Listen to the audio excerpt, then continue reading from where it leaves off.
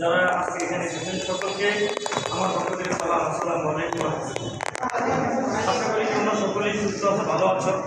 যারা বিভিন্ন প্রতিষ্ঠান থেকে আজকে এই সুন্দর আয়োজনে, আজকের এই মনোরম আয়োজনে এসেছ, আমাদের সংস্কৃতি, আমাদের ইসলামী সংস্কৃতি যে হারিয়ে যেতে বসেছিল, আলহামদুলিল্লাহ ইসলামী ফাউন্ডেশনের উদ্যোগে আমাদের প্রত্যেকটা তরুণ তরুণী কণ্ঠে অনেকের কাছে আচার শোভা পেয়েছে, অনেকের কাছে হাম শোভা পেয়েছে, অনেকের কণ্ঠে নাচের আসর শোভা পেয়েছে, আবার অনেকে বিভিন্ন রকম আবৃত্তি সহ বিভিন্ন রকম প্রতিভার আয়োজন তোমরা দেখিয়েছে আমাদেরকে।